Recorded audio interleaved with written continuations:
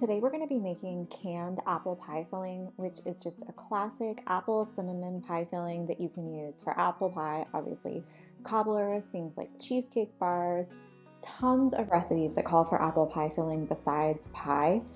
If you are able to get one of those little spiralized apple cutters, it makes this recipe a snap. If you don't have one, you are going to have to chop by hand, but just put some music on and deal with it.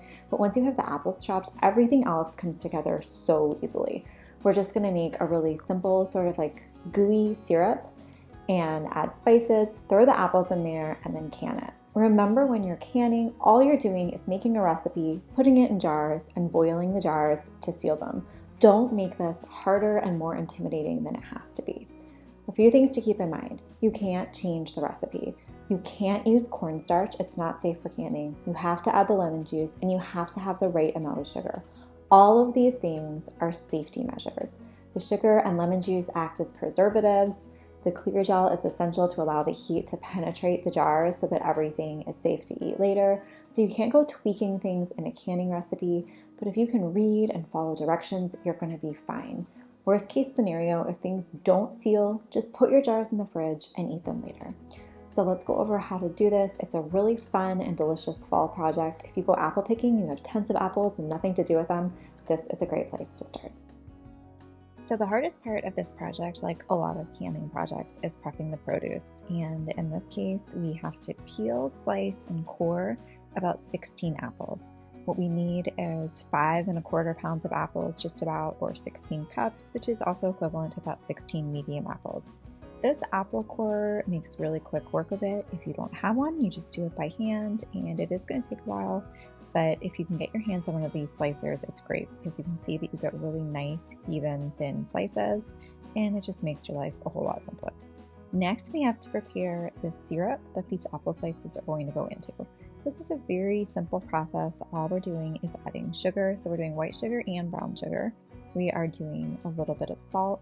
We're doing clear gel, which is sort of like cornstarch, but it's safe for canning. You can't use cornstarch. We're doing all of our spices. And then we're doing some apple cider. We're going to add more liquid later, but first we're just going to add a little bit of this apple cider and lemon juice and kind of cook it down. Make sure that all of our dry ingredients get really well incorporated. This is the clear gel. Looks like cornstarch, but you cannot substitute cornstarch. So I'm going to put this on heat, mix everything in. At first you're going to be like, this is lumpy, this is gross, this is not going to work, but it will. Just add a little bit of heat to it. Break up any of these lumps, especially the brown sugar will sometimes be clumpy, so make sure you be careful and take care of that because any hard bits are not going to be appetizing and they're also not going to heat through properly. This mixture really has to be smooth. And then once we've smoothed it, we're going to add more liquid and set it to boil.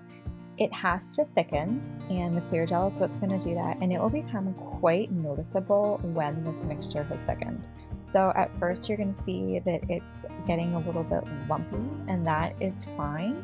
And then almost all of a sudden, after it's been on the heat for about 5 minutes, it will set up into a gel, and right away you will notice that there is a huge difference. So now we simply pour our apple slices into this gel.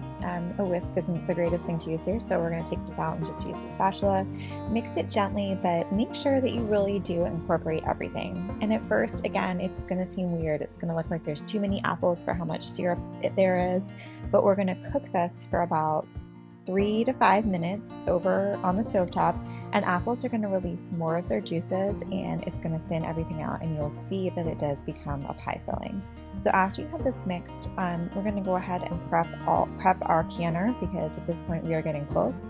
So I'm just going to put the jars in a pot to boil and come back to the apples. So now you can see that as this is cooked, the moisture has cooked into the syrup. It sort of thinned it out, and it looks more of like what you would think of as apple pie filling. Just use common sense. If it doesn't look right, it probably is not right, and you need to cook it down a little bit more. Let the apple slices release some more moisture and have more of a pie filling look to your product. So we want our canning jars to be hot and clean. They don't have to be sterilized, but they do have to be hot so that when we put the hot filling inside and then dip them into the hot boiling water, they don't crack. We do want to go ahead and wash our rings and lids. Remember, we're using brand new lids each time. Rings can be reused, but they do need to be clean. While we're filling the jars, I'm going to put those into simmering water just to keep them hot and ready to go. So use a funnel. You definitely need a funnel for this because the apple pieces are so big, it's really not going to pour. So we're going to go ahead and just ladle this in. Remember, the filling needs to be hot. The jars need to be hot. If you start with anything cold, it takes too long for it to come up to a canning temperature. So everything needs to be hot as we are filling it. It goes pretty fast because each scoop of apple pie filling is so big. So I like to do some quarts and some pints. I have a lot of recipes where I'm using a small amount of filling, maybe rolling it up into a yeast bread or putting it in ice cream, or I have a lot of recipes like that, but I only need a pint for those. So I do some quarts, which are more for an actual cobbler or pie, which will typically actually take 2 quarts. And then I'm going to do some pints, but over time you will see what you use your pie filling for and what you prefer. Make sure after you've gotten this into the jars that you get any air bubbles out. Since these are such big pieces, it's not like a jam or something like that, but big pieces. Apple pie filling is really prone to having big air bubbles, and then that can mess up with your seal.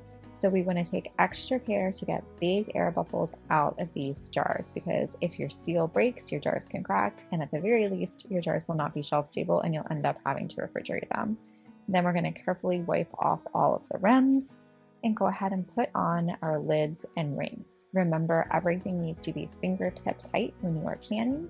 That means that you would be able to open it with just the strength of your fingertips. You wouldn't have to put any like arm or back muscles into it to open a jar, so that it is closed, it is lightly tightened, but it is not on too hard. So our jars are ready to can now. This is the easy part. It is hot and there's a little bit of lifting, but you've done the hard part of actually making your pie filling and getting it canned.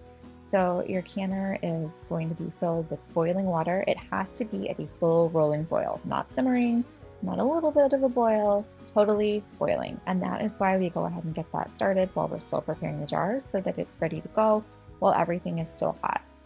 Remember, these are hot. You don't want to pick these up by hand and dunk them into boiling water. You're going to use your jar lifter. Really gently place them in. Take a second to arrange them to make sure that they sort of balance each other out. And then once they are in, not touching, you're just going to carefully lower this into the boiling water and put the lid on and let it process. The processing times are different for pints and quarts, but I go ahead and process this as for the full quart time, even though I'm putting some pints in there. It's fine to process them longer than they need, and they really end up still being delicious. They don't taste overly cooked or processed or anything like that. And just as a tip, while these are processing, set a timer and get some cleanup done so that you aren't super overwhelmed by the mess you've made in the kitchen, which is probably considerable. So we're going to lift these out, and again, be careful with this. It's hot, they can be heavy. You just don't want to burn yourself, and you don't want to break a jar, because then you've made a mess and you've wasted a lot of time and effort that you put into making this pie filling. So use the jar lifter and really carefully put everything on a tea towel to cool. After you've canned something, it needs to sit undisturbed for about 12 to 24 hours while you're waiting for it to seal. Typically, I find that jars seal right out of the canner. It never takes that full 12 to 24 hours, but every now and then you'll have one rogue jar that does not want to seal right away, and it just needs a little bit more time. If one of your jars doesn't seal, it is not the end of the world. It is not shelf stable at that point. You can't just put it in your basement and let it sit there for a year, but it's still safe to eat. Just put it in your fridge and eat it within a couple weeks. These really will keep open in the fridge for about 2 weeks, especially with all that sugar and lemon juice. They keep for a long time. Those act as a natural preservative. But for now, we're just gonna set this aside, let it cool, and when they're ready, put them in a cool, dark place and they'll store for up to 15 months. So this is what it looks like when it's done. It is good. You can put it on ice cream, you can make pies, you can do so many things with this apple pie filling, and I hope you find it to be a versatile recipe that you use year after year. If you have any questions, please leave me a comment. I do my best to get back to them. And just make sure you follow the instructions, do everything safely, and have fun.